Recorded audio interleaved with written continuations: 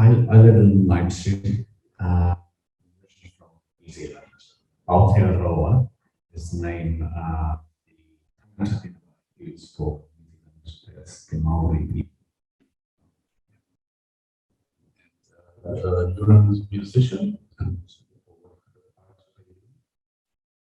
Well, it's many different kinds of things. So it's really really thinking about first the message of what I'm doing, and then trying to decide the medium. So that's it. Often bounces back and forth between medium and message to what I'm doing artistically. So yes, you'll experience something very soon. that is a response. Yeah, sure.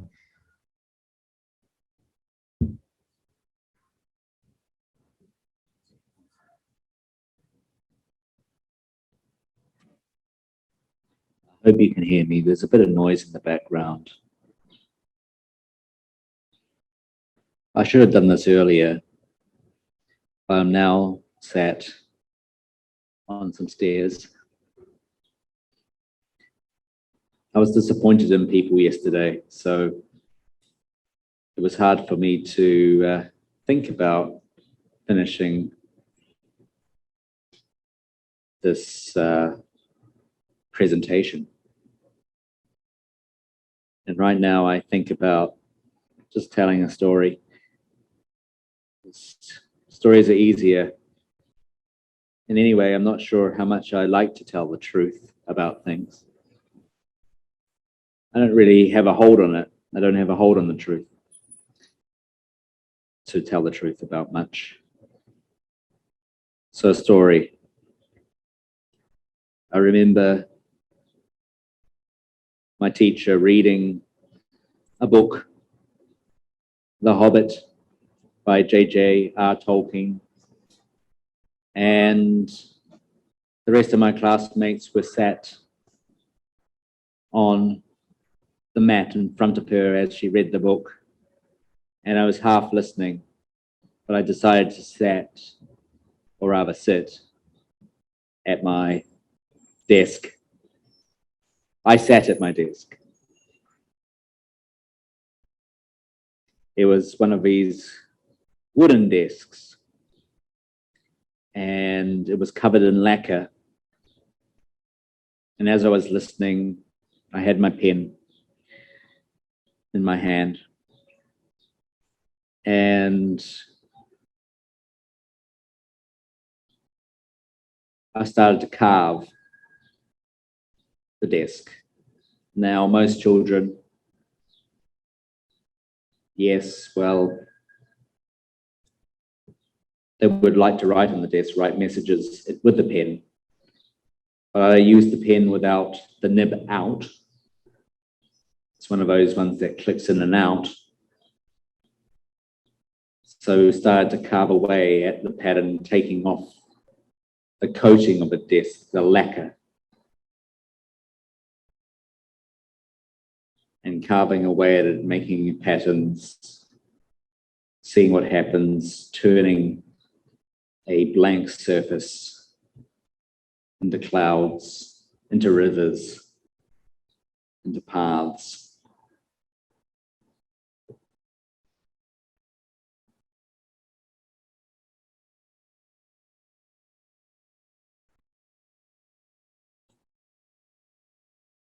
What moment was the Hobbit happening? What moment was happening in the Hobbit?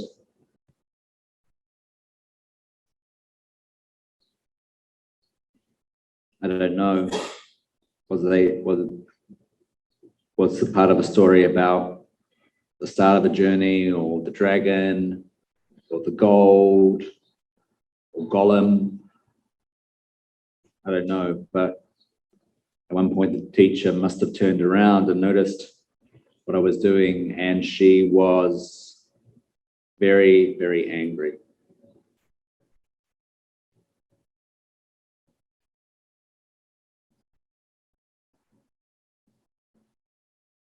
And why did I not sit with the children on the mat? Just remember just not wanting to be near people, near children, not wanting to sit on the mat, wanting to have my distance.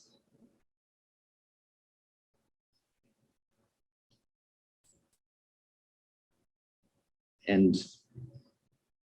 there's a paradox about having distance, which is if you're made distant, then distance can be comfortable. If you're made different, then to stay different can be comforting.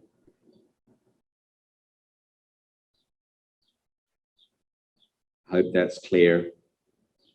You can ask me questions later. It's time for the official message.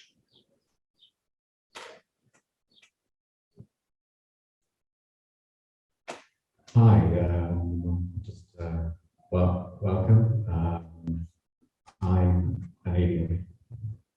Yes, you see me in human form. Well, that's just the case of convenience. You know, it's like going to the shops and picking up, a cover for your mobile phone. So you might ask me where my planet is.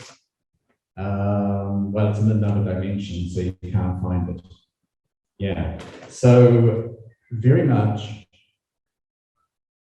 I've been with human beings for a long time because being a spirit being means I pop out when somebody dies and into the womb of another human being, and when that person dies, into the womb of another human being. And I have died in battle. I've died from disease. I've died from poverty. And one thing I really must talk about now is, it's a bit of a diversion. It's like I must talk about movements because I'm in the movement school, right? So one thing I've experienced over the years, the many, many years since human beings were hanging out with dinosaurs to now, is that at first I could just do a movement anywhere. I could go to the toilet anywhere I wanted because I was going around hunting and gathering with the other humans. And that was kind of fun. Though that I died pretty quickly and sometimes life was quite scary. Then later on, at times I was following herds of animals through mountain ranges. And still I could go for a movement anywhere, do my business anywhere. But more and more, I found like I only can do it at certain times and at certain places. And when I arrived in Europe, in my current incarnation, I had to pay for the toilet so often, just like downstairs in the mall. So it's like there's this whole control system around going to the toilet. But this is what I've observed through the years. Is like I used to be kind of able to live in the moment, be in one place, go from another place, do what I had to do that day, connect with people, share knowledge, and they were always in conversation. And then what happened is agriculture arrived, cities arrived, freeways were made, trees were cut down. And after all of this, it's like life became more and more structured, and then money, and then capitalism, and then structure. And all I can see is now I arrive at my current form, life's really hard. Sometimes I go to school and I'm being prepared for something. Now, recently, I've been diagnosed with something happening up in my brain, and they call it an issue with my executive functions. So this part of my brain is all this executive functioning going on. That's because of my spirit being. I'm an alien. I'm not meant to be like this. And I was having a fun time. And the problem, I got trapped on Earth because I didn't have enough energy to get off Earth to another planet where I might have more fun than this one. So my spirit energy that's revolving around there, not making my executive functions work properly, means that sometimes life becomes a bit difficult. It's strange to think about them being called executive functions. All the things they're saying is like, okay, you have to be good at self-control for the future, for a goal.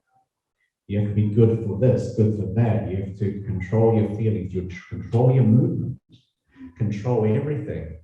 And why? How did that arise? Well, now I have to look at my notes. Because in some ways, even human beings, we come half-baked, all over the place. The babies wobble around, not knowing what to do. There's part of their skull missing. It has to grow. But inside, things aren't all together either. The care of servants is needed.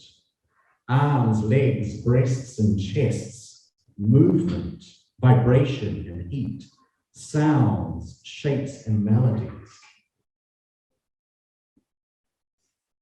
But what happens more and more is more and more words and words and words. Words and words and words.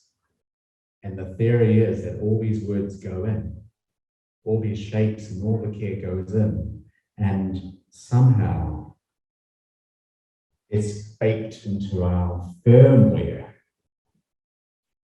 The architectures around us, the built environment, the angry or soothing words of caregivers, teachers, and authority figures.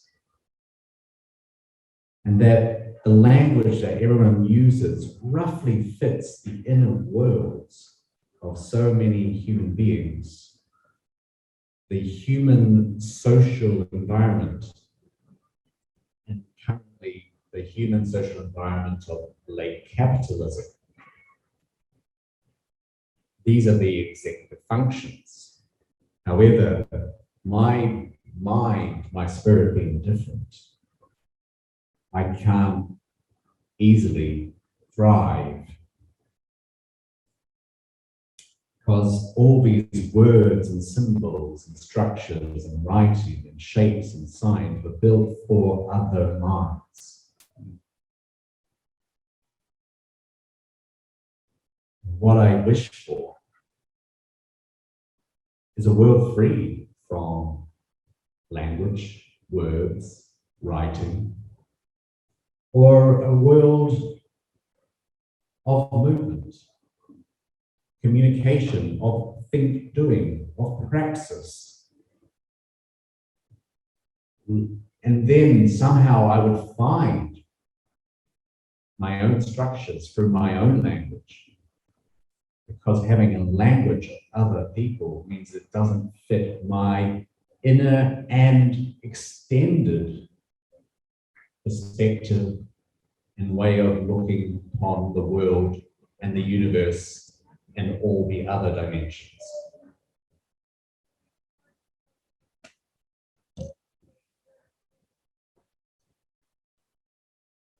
Yeah, thank you.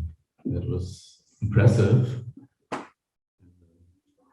Nice, different approach as an alien. So let's try to find a common language because Sure. I'm also then different from you. Yeah. We're all a little bit different. Yeah.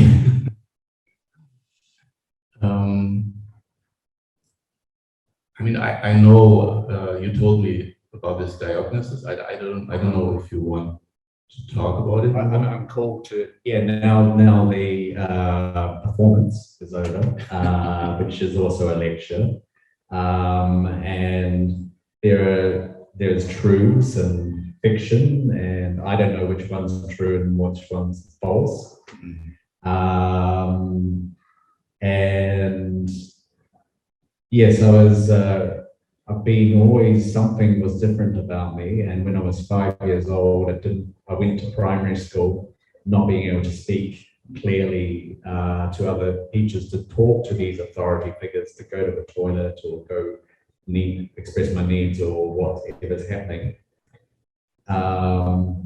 Later on, maybe the doctor said I was dyspraxic, and then later on, dyslexia. I was diagnosed as dyslexia, but it didn't really explain very much.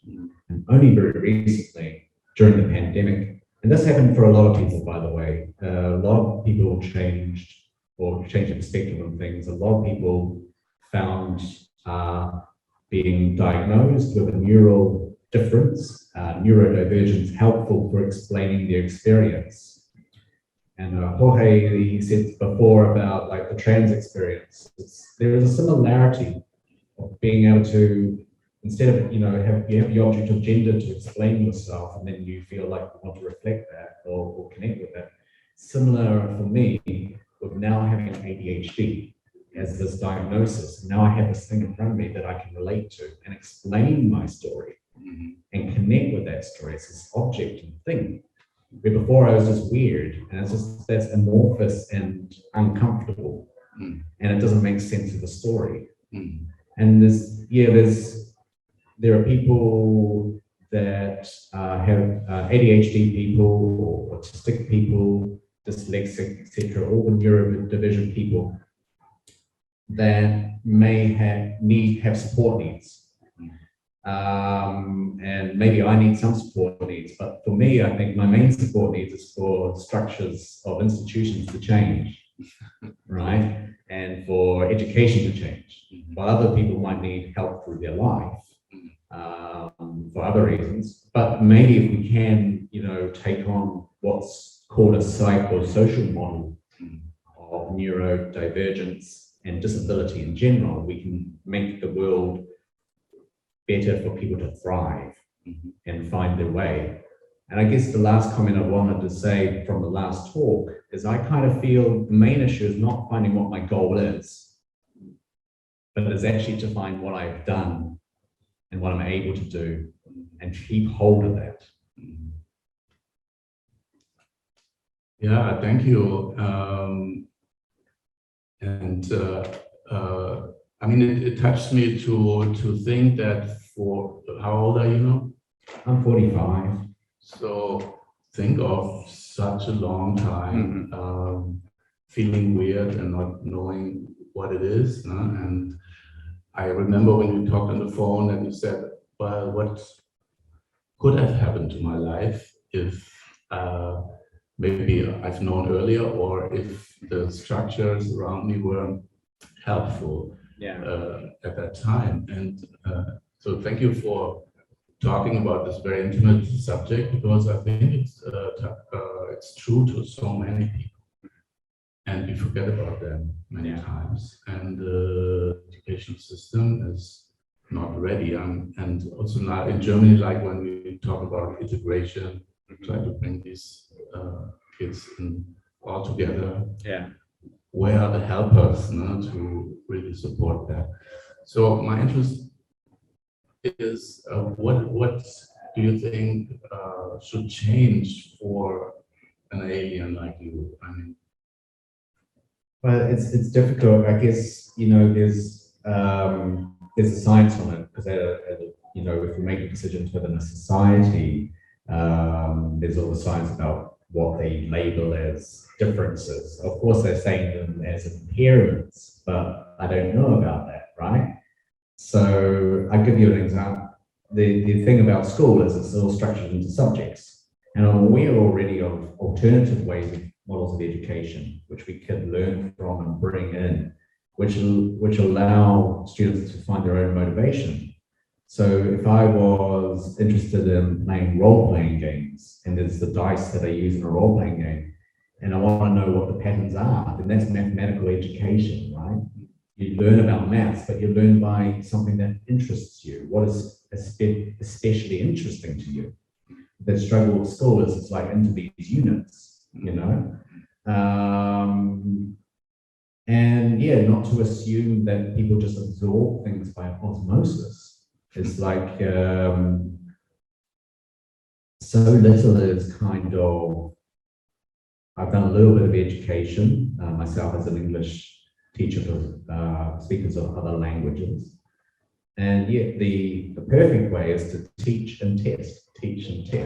But it feels like it's so little double checking what's going on in the flow of things and so much putting people, I mean, yes, I'm now 45, hopefully things have changed a bit, but I'm not sure if they have, where teachers actually see if someone can actually write and feel comfortable with writing, know how to write certain kinds of writing. Because I'm fine, let's say for myself, I'm fine with poetry, I'm okay with storytelling, but get me to write even just a letter for applying for a job, for instance, or for an art application, and then it's like a whole world of uncertainty and distress, in fact.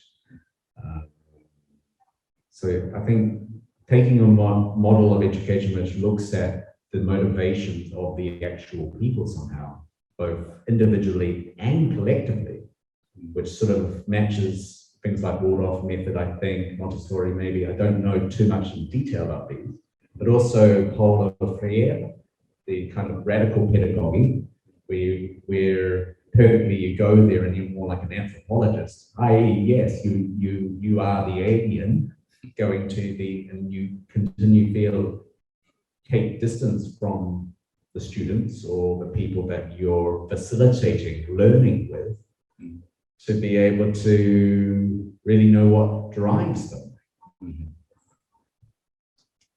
I will come back to this, but first my question was like, how did you survive in this school system? Did you find any ways to find your way?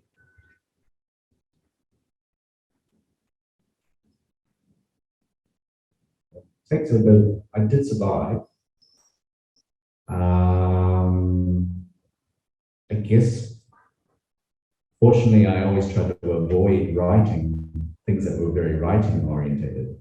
So there's an irony when you try to be a composer or an artist, you're avoiding writing because you don't want to be, you're driven for some reason to be not logocentric. You're driven to make visual things or sound or whatever because you feel like words are not enough. So it's generally just avoiding things, like I still am fascinated with the psychology of music, but I got to university to study it because I thought, oh, this would be nice, I'm a composer in psychology of music, but I just couldn't survive the lab reports. I couldn't survive writing these lab reports, right? So I ended up doing theatre instead. And also, after that, it's, sometimes it's just been helpful people, maybe an ex-girlfriend who wrote me a good covering letter because I ended up, she was much more simple and direct and I was too all over the place. So she got me a job at times, those kinds of things, and maybe, that's part of a survival story. And just, being fortunate enough to be white and middle class, right? To be able to somehow, I don't know, it's hard to, I can't, because it's invisible to me, my advantages, but they are there, right? Where I can somehow, I put it in a very British English way, faff about. I can sort of float around for a while and take time to get things done because I've got a bedrock of support, but other people might drop out and not survive, or struggle a lot more than I have. So if you would be the education minister, how would you change education? So because from what I hear is you had the chance to float around, to try different things and find your way. Do you have anything like practical?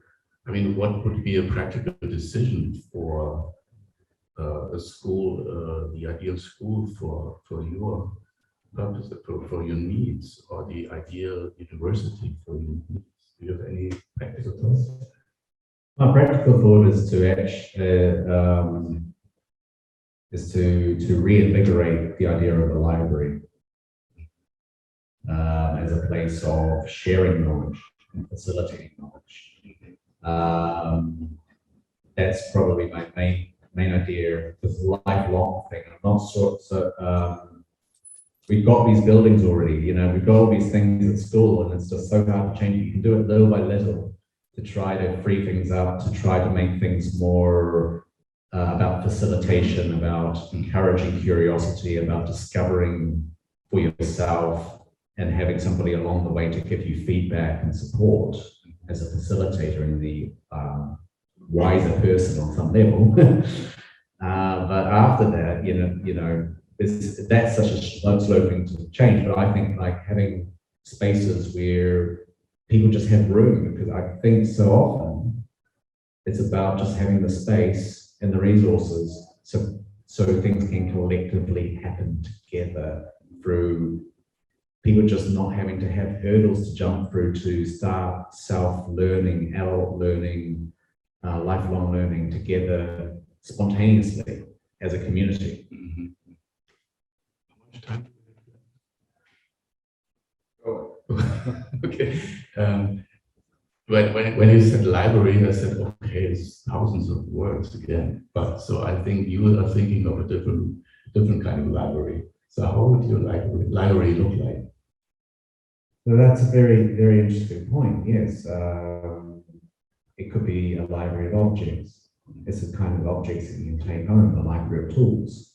These things are already out there in left-wing organizing, like tool libraries and things like that. It's just putting them together into something that people can really engage with and are aware of. Because I think a lot of things people just don't find out about because there's just not the money to advertise or get the word out. And yeah, it comes back down to space because, we are part of that system where, as artists, as educators who want to do something different, it's hard to actually just get the room and the space and the physical environment. Because yes, part of, and I'm sure you're connected with this, it's all about people being in 3 dimensions and multimodal, so we just can't say, just chuck it online,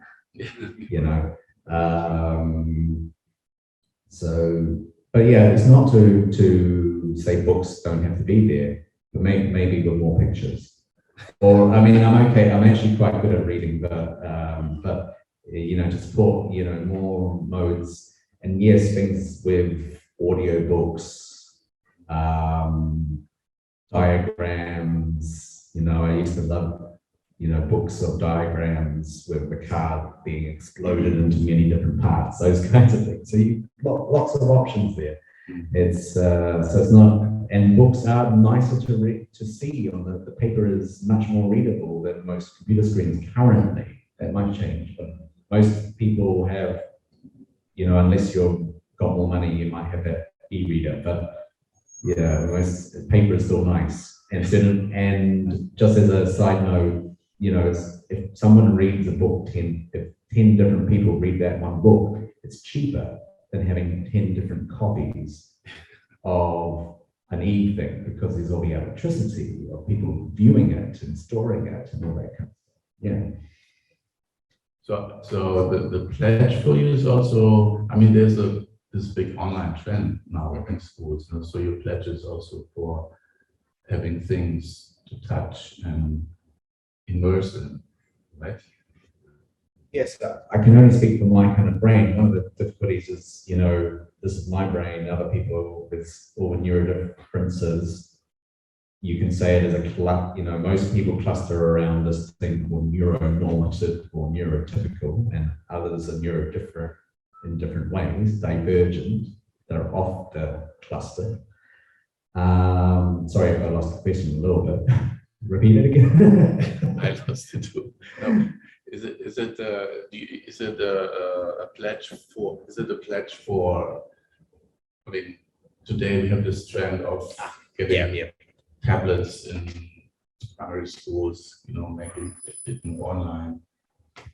I mean, that I was talking to an educator today, and she can't use her iPad because there's some problem with data protection for apps or something like that.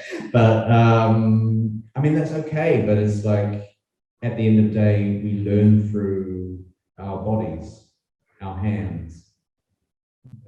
People have different opinions, but you know, doing stuff is important, and you know, counting numbers, rods, bits and bobs, yeah. And I think, yeah, I think if it aside is like my group of, I'm with some artists at the moment on Overlapping Castle, and they feel sometimes that they don't know how to read a map. So yes, a map's a thing, but now it's Google and it get told where to go. It's like, well, don't you, and then I say there's this address, and they don't know how to do directions anymore. You know. So also the school building would look very different today, I guess. So there's a question from Ahmed. Okay. Yeah, just a comment. Thanks for the reflection of your stories. I think I go back to the education system and from my understanding what I've understood education. I quote Freire, you quote him as well. He says that education is an active dialogue, means that make and make or create and create. It's not a part of the political need. It's the birthright of all individuals. And that is how believe you said about sharing, activism, participation in all. And then I still go back to the author from the other philosopher in education, discipline, is the Michel Foucault. He says the education system itself is a political means need to maintain or model the appropriate discourses of the power and also the knowledge that they bring with it. Means that the education system is controlled or disciplined in a way that fits. Look at, for example, Ivan Illich, he says the education system is a banking system, deposit of friend also talked about that. The students learn to fit into what they are required. It's so like a demand and supply. We need it, and so many people as in the education institution has to be trained. It's a training to fit their own demands. So this, as a general concept, what I understood is education is the basis for form of education power lies in ideological power. So this ideological power is this coexistence, the co-status quo exists. I think we need to think about it. We need to think about it critically. It also gives that because students learn quite easily when they are instigated ideologically, and that's the prevailing ideology at the moment is the market economy, where the trends go, okay, I earned that. As you said, somebody has helped you, but this market economy is about networking, it's about the needs. Okay, I need to sustain my life. To sustain my life, I'm driven by the status quo of the ideology. So that, I think, requires a collective effort that how we can work within the system. The prevailing system at the moment is the status quo. What Michel Foucault says is a disciplinary or disciplined system in education, how we can deconstruct and reconstruct it. As Ferrer says it, create and recreate. That was my comment. No, thank you for putting some context for that as well.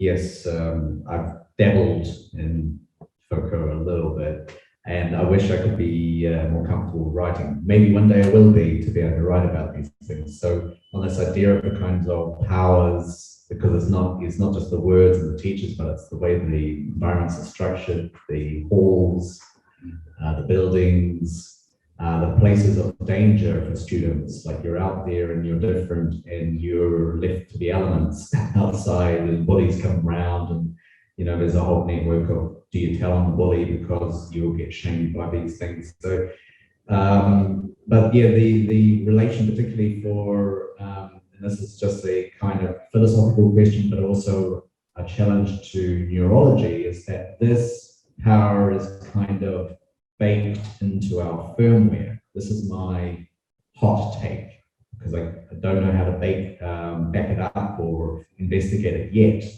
But essentially, this idea of executive functions, which most people adapt, they're really learning a sense of self-control, self this, self that, do this, do that. It's hard to distinguish this from doing what is good for yourself or good for your community, or rather what is good for the ideology and what is good for capitalism. Because, you know, what's baked in there, they say, oh, I shouldn't do this, I shouldn't do that, or this is important. Like the ADHD thing is like you do what is, an ADHD person tends to do what is interesting for them, what is exciting, curious, urgent, or challenging, right?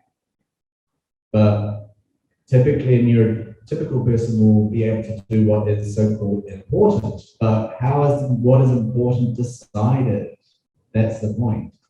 And then in their mind, oh, it's important to do this today or that today instead of running away and smelling some flowers, or jumping out and say, yeah, like instead of writing a selection today, I'm going to go into statistical theory of my dice. With different kinds of sides, because it's role-playing dice, with 6 and 8 and 12 sides, and seeing what the kind of probabilities of those are.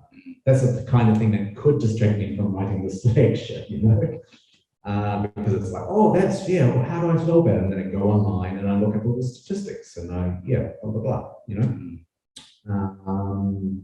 but yeah, how is that important to decide? And it feels like sometimes this executive function is kind of baked in there on something.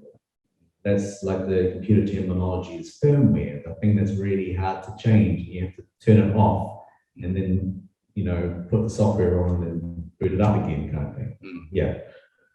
Interesting, because the 5 things you said is so more interesting for ADHD. I thought, well, I mean, that's also interesting for me. Or it comes up in all this discussion about different kind of education. So that's interesting. And to close this talk, also, for me, the touching thing is that, I mean, you revealed to us that your journey also was a journey of suffering in a lot of ways. And yes, because of how you're different, but so many other kids are suffering from the false education system.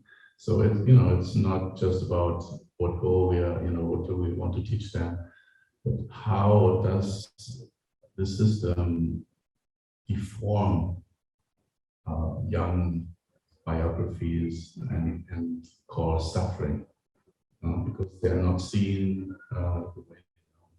Yeah. So thank you so much, Jolon, for giving also this very personal insight. It helps a lot, and also your reflection about it. Thank you. Thanks. Thank you for inviting me. Thanks.